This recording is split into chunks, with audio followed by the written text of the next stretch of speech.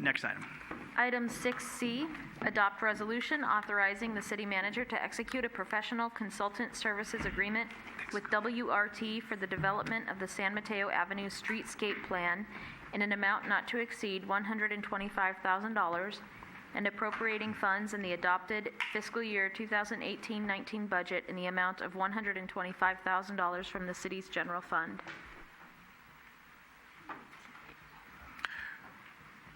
I know. Ryan, your hat.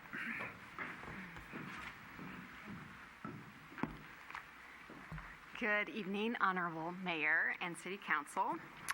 My name is Darcy Smith, and I'm the new City's Community and Economic Development Director.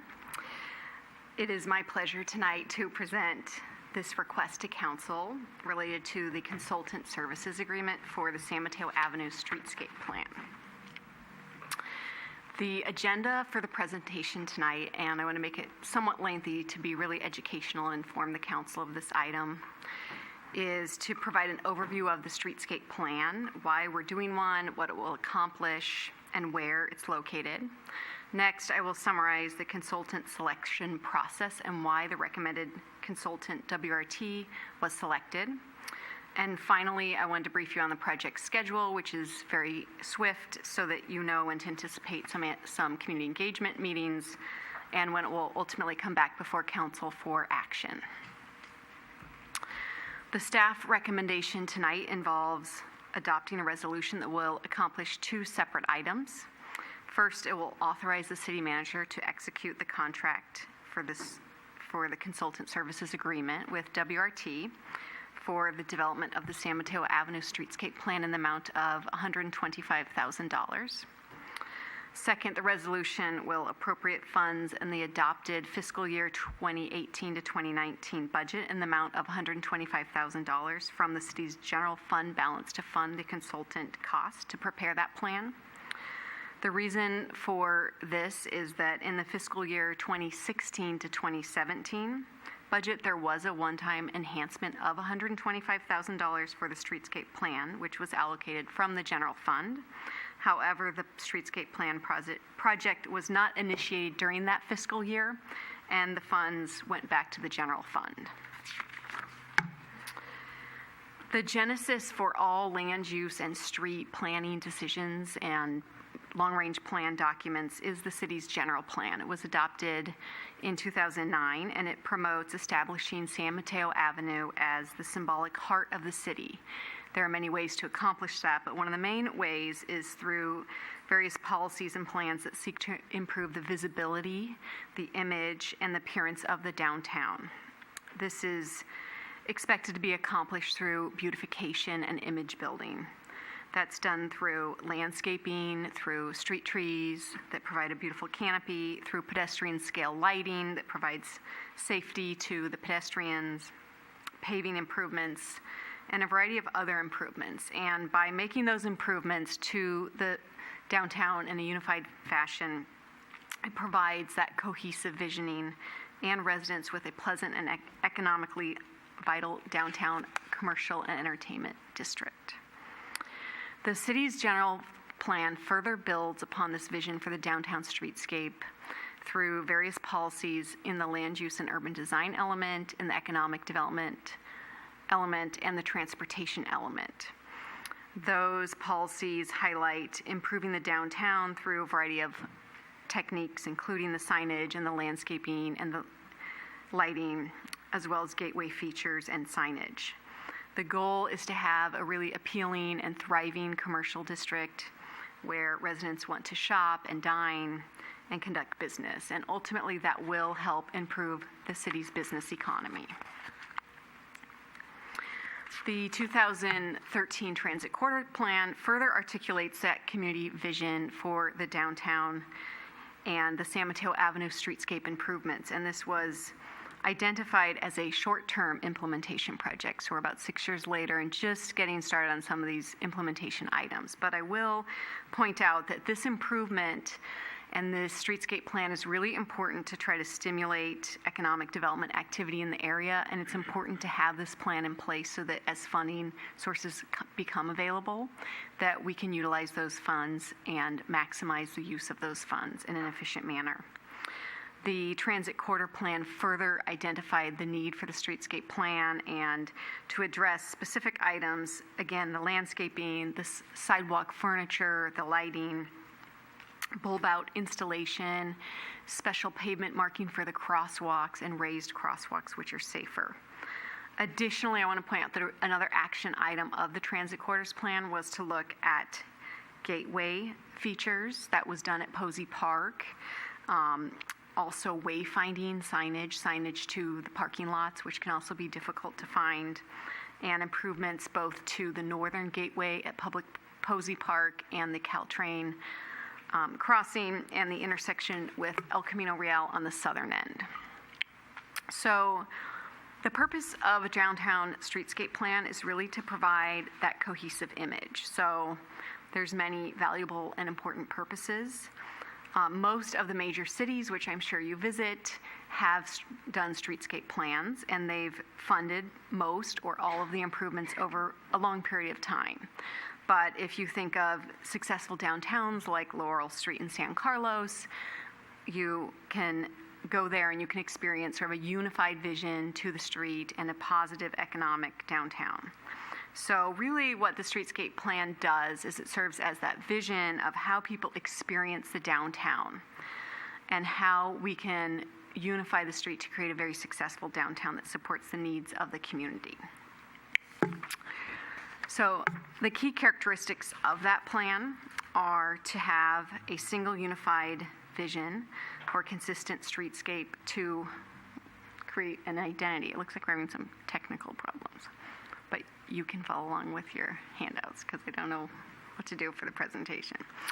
But for the council, you'll see that I provided a slide that provides the design standards for all the street features and the public spaces. Things like Posey Park would be included.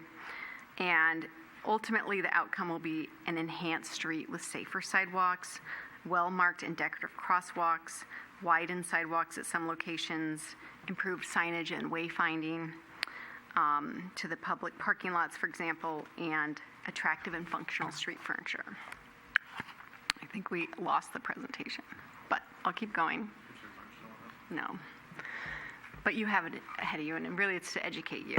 I apologize for the audience. So I provided some examples of a streetscape plan, and you'll see that really we have a plan graphic that provides a layout of the street, and then we have some articulated renderings and 3D images that show what the streetscape plan will look like.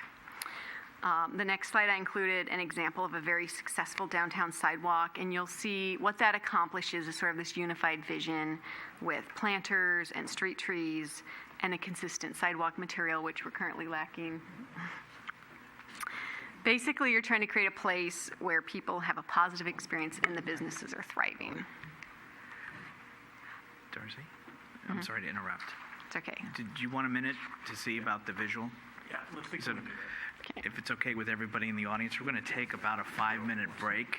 Sure. Here. Whoever gets, they are. 5-minute break. Back on? I'm on TV. Okay, I'm going to call council back into session, and we're going to continue with Director Smith. Darcy Smith, yes, Community and Economic Development Director, thank you. So I will start off on talking about the streetscape plan and finish the background with the general plan, transit corridor plan background. So the streetscape project area is San Mateo Avenue. And I think we would all agree that San Mateo Avenue has a really nice pedestrian street, some distinctive architecture, very convenient location, proximity to Caltrain, proximity to El Camino, bus stops, and a really great diversity of commercial uses.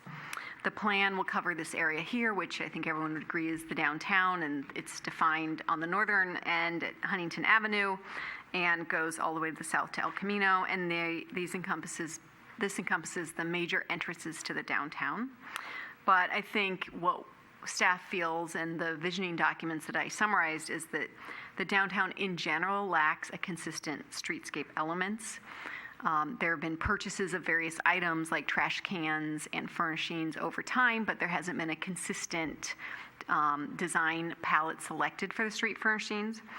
Also, there are no large street trees that you will find in many downtowns, and there's also a lacking of signage, specifically wayfinding signage to the public parking lots, which we hope people utilize more. And essentially, you sort of lack an identity. People know it's a downtown, they know it's the heart of the city, but there's not a unifying branding or vision or image that's really communicated well through the signage and through the features that make up the downtown's pedestrian realm. So the purpose of this downtown streetscape plan is quite varied, and it is a very important document for many reasons. It lays out the vision, and as you may know, a lot of cities have adopted these streetscape plans, and they've built them over time. Some cities did them in the 70s and 80s with redevelopment funding, and they were able to use those redevelopment funds to fund the improvements. Redwood City is a great example of a community that used their redevelopment money to fund a beautiful town square that's well utilized, and we did some improvements with redevelopment agency funds, but now we need to look at other funding sources, and we really need this plan in place to be able to obtain those funding sources from various grant sources. There are so many successful downtowns on the peninsula, like Laurel Street in San Carlos, and they started with a streetscape plan similar to what we want to do, and that streetscape plan provided the vision to really explain how people's experience in the downtown will be improved, how there will be an identity to the downtown, and how ultimately we will accomplish creating an economic, successful downtown that supports the needs of the community. So the key characteristics of a streetscape plan, as I mentioned, are to have a single unified plan for the streetscape vision, to provide an identity. Safety is really important. When you have higher pedestrian activity, you need to be very cognizant that you need to ensure that pedestrian crossings are safe, and there's new modernized tools to do that, like raised crosswalks and rapid flashing beacons. We also have these great amenities in our downtown, such as Posey Park, but we have fountains that aren't functional, and so this plan will try to flesh out solutions to that and flesh out gateway solutions coming in from the north and from the south. I mentioned that we need better signage and wayfinding, and we need really more attractive and also functional street furniture. So this provides some examples of what a streetscape plan is. Ultimately, it's a plan diagram, which you see here on the left, that provides the detail of how we will accomplish that pedestrian realm and any improvements to the street. So we will be looking in more detail at converting parallel parking to angled parking and any other improvements to the street that are needed. And you also get some great renderings and visioning tools, and those are really important to present through the community engagement process to describe to the community what the street could look like. Photographs are also a really great tool to provide with community engagement. This shows you an example, as I'm sure many of you have experienced in our downtowns on the peninsula, of a successful downtown streetscape. And what I like in this image is that you can see that it's all about combining a palette of materials and textures. It starts with the sidewalk materials, and many downtowns do have a more distinctive sidewalk material. Then you have benches, you have planters, which provide sustainable features for stormwater processing. You typically have some beautiful street trees, which provide great amenities to the pedestrians through shading and a sense of place. And you can see that when you add these amenities, you really do attract higher pedestrian volumes, but also the businesses often very much embrace the opportunity to have a better relationship with the street, which is sometimes lacking. These are some other great examples of downtown streetscape plans and signage, and I just really wanted to point out that it's really our goal to be comprehensive and address gateway features. Murphy Avenue in Sunnyvale is a very distinctive one, and I think we will look at a variety of options.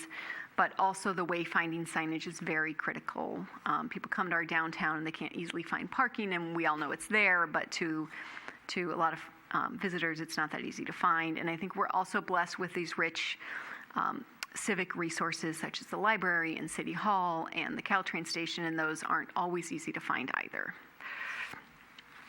So when we embarked on this process, we knew we needed to hire a consultant. This is a grand visioning exercise and comprehensive plan that staff cannot do in-house. So we issued the request for proposals in September 2018. That was prepared by the interim director, Marvin Rose. And when I started in November, I started the first day and was on the interview panel for the firms, helped ensure that we were interviewing an appropriate selection of firms. And while all of the firms shared a similar scope of work and cost, this isn't a big bidding process because the city had a set budget and was able to identify the exact tasks that we wanted completed. We did find that there was a variety of the 11 firms in terms of their ability to sort of understand the city's vision for the street, what we wanted to accomplish with this. And we also were looking for a firm that in my mind had a sense of creativity and really understood what we wanted to accomplish from an economic and a community development perspective. And WRT, who we are recommending to be selected, was by far the leader in that area of their ability to understand the city's needs, understand potentials for the vision for the downtown, and really articulate sort of an extension of city staff and what we want to accomplish with this plan.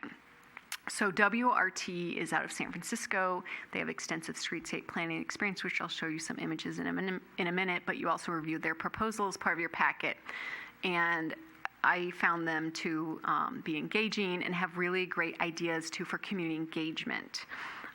Their experience is broad. They worked in Mill Valley, in Castro Valley, San Rafael, and Pleasant Hill. And when we checked their references, which we did very thoroughly, all of the references mentioned that they were great to work with, that the staff were very engaged and very able to communicate openly and freely with the community, and obviously stuck to the project budget, which is important, in the project schedule. So for a variety of reasons, we are highly recommending that WRT be selected. The consultant tasks, which were developed by staff in the RFP, are pretty standard, but basically we'll start with working on the work plan, the strategy. There'll be constant communication with staff. There will be clearance for the California Environmental Quality Act done, and extensive community outreach, and ultimately we'll have the plan preparation. So one of the main features that I wanted to highlight about the proposal was WRT's ability to understand that when you're designing a street, you're designing it for a wide range of ages. They mentioned the 8 to 80 year rule here, but I would say it should be 0 to 100. I mean, you have a wide range of ages, and I think you see that when you go to the downtown. You see all ages enjoying it. We're blessed with facilities that cater to very young children, such as La Petite Pauline, and we're also blessed with facilities that cater to a wide variety of ages. But the goal here is to be cognizant that we have a very ethnically diverse downtown. We have a very age-diverse downtown. We have a lot of people who go to the downtowns for many different needs, and we need to be cognizant of those. And we need to have a community engagement strategy that captures all of those groups. And so we will have a SurveyMonkey survey tool, but we'll also have a walk shop that will allow downtown business owners to participate and get out on the street and explain to us and the consultants what they like and don't like, and what they see as some things that could be part of this visioning exercise. I think that WRT, among all the consultants, understand this need that I think you will agree is that we really need to identify not necessarily a brand, but more like a character and a sense of clear identity for our downtown, especially if we're really going to focus on economic development and just supporting our businesses, who many of you know have been there for a very long time. The firm also understood the need to address the issue with the Posey Park fountains, have a gateway feature, since we weren't able to install one as part of the grade separation to date, and also do something to mark it from El Camino Real, because right now you come on El Camino Real and you miss the streets. It's kind of like in your rearview mirror by the time you figure out you missed it. So the transit corridor plan did look at realigning that intersection, and this firm will scope that out in a little more detail should we have the ability to realign the intersection with El Camino Real in the future. Another key thing as we build our public art development fee fund is to identify potential locations for public art. Public art is often placed in downtowns, and I think we want to identify locations for art that would then be selected by the Culture and Arts Committee as we build our funds and have funds to spend on that. I think they also understand, the consultant, that we need to make some swift decisions about things like trash cans, because we have set aside some money in the current budget and we want to expend those funds, and so we have asked them to look at some really key items such as the street furniture pallet and the trash cans as soon as possible. So community engagement, really important with this, and there's an in-depth community engagement program, and I think the firm showed a lot of creativity in addition to the internet survey, physical survey. They'll have 2 community workshops, 2 stakeholder meetings, which will obviously include the business owners, a walk shop, which is this walking workshop in the downtown. If they have the ability to obtain a storefront, access to a storefront, they'll put up a display in the storefront, which would be positive. And we'll have 2 presentations to the Planning Commission and 1 ultimately at City Council. And I want to emphasize that given that we have such diversity in the downtown, the community engagement will really focus on inclusivity and ensuring that all groups, ages, cultures have the ability to participate. So I just want to give you some quick examples of what beautiful built-out streetscape looks like and what this firm has done. This is their Castro Valley project. And the goal here was in the central business district, much like our setting, to provide a really safe and attractive retail main street. They added these really interesting artistic benches, which you'll see in, I think it's granite. They added bulb outs and pedestrian scale lighting, which you can see here, modern trash cans and benches. But here's sort of another little picture of sort of how you can really be artistic with the design. They used, interesting bike racks and interesting artistic features, such as this little map that's on the bench, and you can see, how much children and people of all kind of groups and segments enjoy a downtown when it looks that appealing and positive. Last, I mentioned wayfinding signage is really important, and this firm does have experience working with Pleasant Hill on wayfinding. They did some interesting things like these benches to try to really brand the downtown and the city. They had the gateway iconic feature here that you see here, but they also incorporated some public art. So you'll see the birds and the mountains, again, evocative of the community, and I think really important to think about at this stage. So the last thing I want to brief you on is the schedule. I'm optimistic that we can get this done in a very tight time frame, and assuming it goes well tonight, we would kick it off in January. We would start the community engagement in February. We really want to capture that early, so we would develop very preliminary design concepts, but present those to the community to get feedback, which is really important. We've targeted March for a Planning Commission study session. Then there would be more community engagement after that in April and May, and the final recommended plan returning to the Planning Commission for review in June and council adoption in July. And in conclusion, the requested council action tonight is to adopt a resolution to authorize the city manager to execute a consultant services agreement with WRT for the development of the San Mateo Avenue Streetscape Plan, and that resolution would also appropriate funds in the adopted fiscal year 2018 to 2019 budget in the amount of $125,000 from the city's general fund to fund this preparation. This concludes my presentation. I'd be happy to answer any questions, and I wanted to point out that we have Jacob Tobias and John Gibbs, who are the staff from WRT, in the audience tonight, and they're happy to answer any questions you have about their proposal or detailed questions about the Streetscape plan. Thank you very much. Thank you. questions from council for staff or guests? Through the chair. Laura? Another good presentation. I like the thoroughness and the details of it. Sitting up here as a council member, I know that it's difficult to spend money, but there's a saying that says if you build it, they will come. And you got to spend some money to actually redo and make San Mateo Avenue even better. We want people to come here. We want storefronts to open up. You look around in other cities and you've captured a lot of great photos, but we've all been there to other downtown areas. And there's just no consistency. And it's, you even look at the trees, you compare San Mateo Avenue, what it looks like, and where's the big, beautiful trees that we can make even San Mateo Avenue so beautiful. So I look forward to this project. Other comments or questions? Irene, did you? All right. Okay. Michael? I was just going to say that I'm generally reluctant to spend a lot of money on planning type things when we don't really know if they're going to go anywhere. But I'm actually really excited about this, and actually wish we would have done this a little bit sooner, because there's definitely interest in developing our downtown now, and we're already seeing some building happening. So, definitely getting ahead of this and having an idea of what we want it to look like before any shovels get in the ground is going to be really important. So I think this is going to be a great effort. Any other comments or questions? Okay, thank you, Marty. No. Go ahead, Irene. You don't want to cut her off.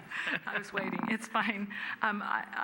I have been up here a long time and have seen plans come and go and people engaged and not engaged. My big question is, how are you going to engage the businesses? Because we can have the best plan in the world, we can have the best intentions in the world, but if the businesses don't participate, they don't step up to the plate, I guess is kind of the colloquialism I would use, it doesn't go anywhere. So if you, can they go to the podium, how do you engage and get the businesses to be part of this?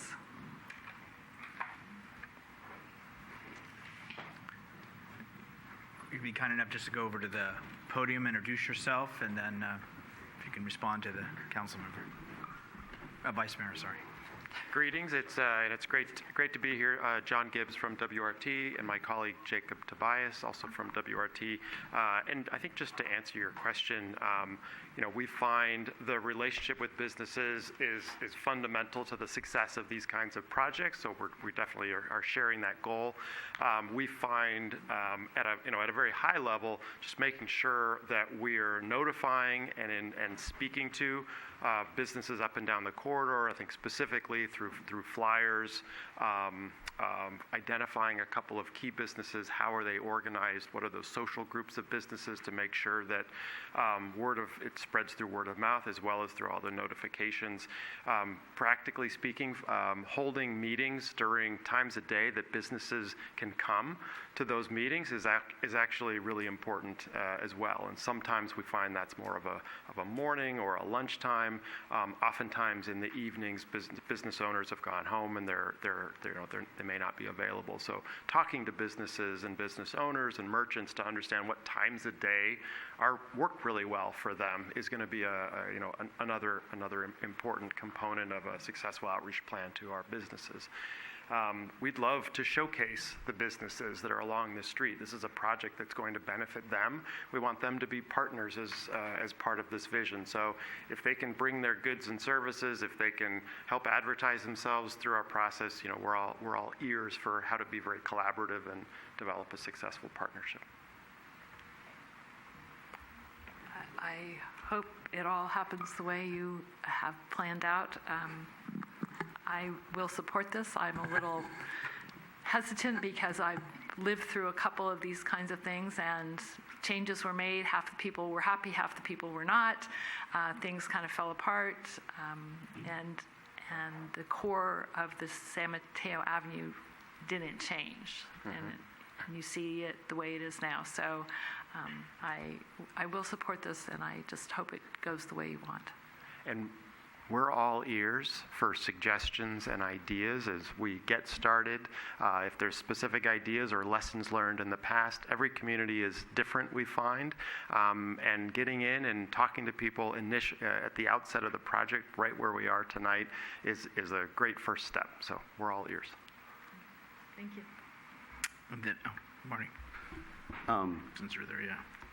Well, since you're already standing there, I'll go ahead and I saw in your plan that you have people that can translate in numerous languages, which is really encouraging because you probably already know it's a very diverse downtown, probably one of the most diverse in California.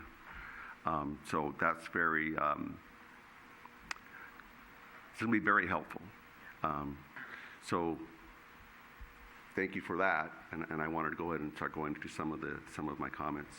I wanted to clarify the scope of the work to make sure that it aligns with the transit corridor plan that includes the parking lot at the very north end of San Mateo Avenue.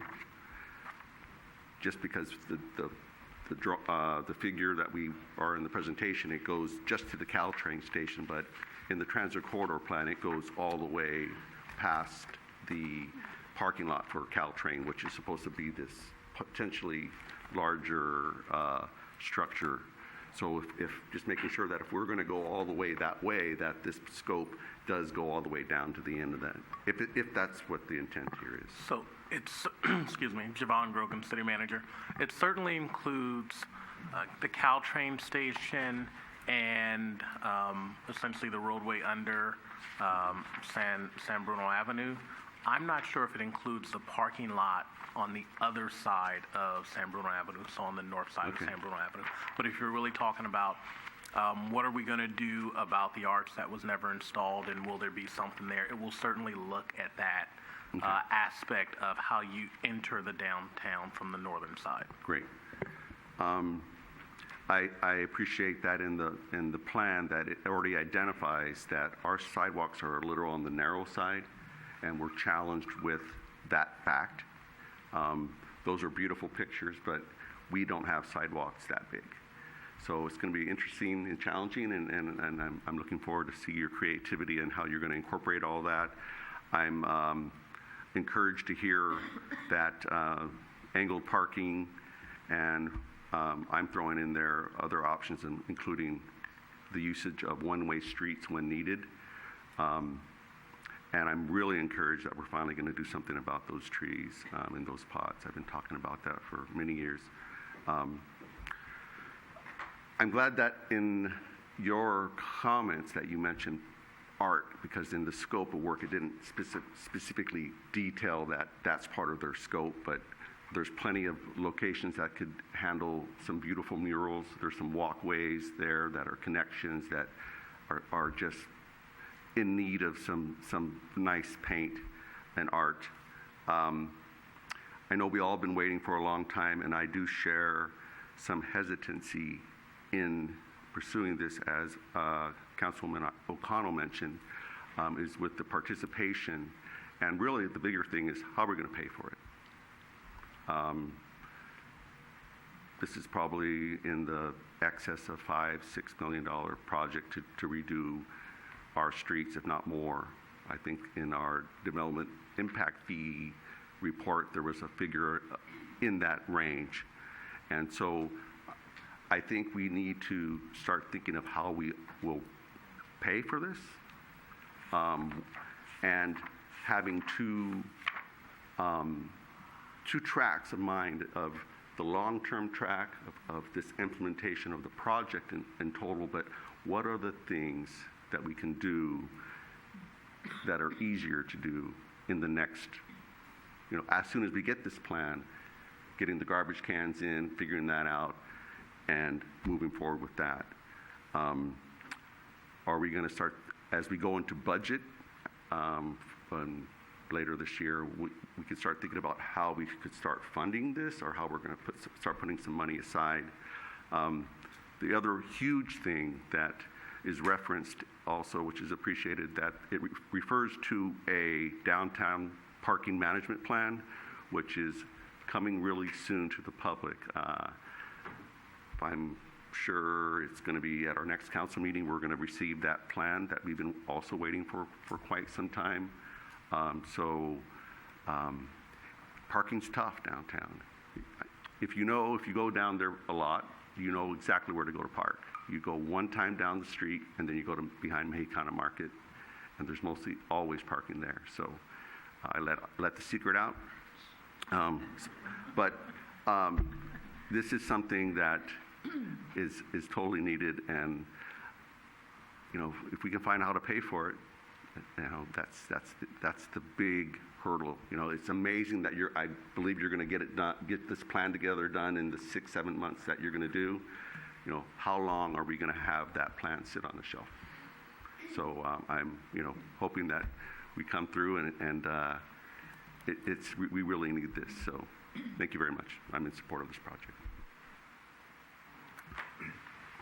And then for myself, I think that you already alluded to it, and I appreciate that, but that was one thing that I did notice hearing from merchants is sometimes they want to have a meeting at noon or 6 p.m. when in essence, maybe morning or early, but really the outreach to them to find out what the best opportunities are to hear from them to make sure it doesn't affect their business and their day-to-day operations. Marty already mentioned about diverse languages, but I also kind of share, because I've lived here my whole life, and we go down these paths, we get excited, but I think it is about you can deliver, but we have the bigger perspective to worry about, the implementation and the actual costs that go along with it. But this is something that's been talked about. You say it's 6 to 7 months, and so let's say 7. You've got your work cut out for you. But also what I would appreciate, too, back to the council, is if we find ourselves off track, that we get notified quickly, so that in essence, if all of a sudden it's not July, but it's August or September, I want the council to know about that sooner than later. And I wanted to kind of keep us on our task and on our timeline. And I think that that's important for us. So anything else from my colleagues? Okay, this is a resolution to authorize for this service. There's somebody, there were no speaker cards. Any action from council? Through the chair, Yes. I'd like to introduce the resolution. Make a motion. I'm sorry. For the resolution. I always It's say New that. Year. Motion for the resolution. Thank you. Is there a second? Second. Melissa. Councilmember Davis. Aye. Councilmember Medina. Aye. Councilmember Salazar. Aye. Vice Mayor O'Connell. Aye. Mayor Medina. Aye.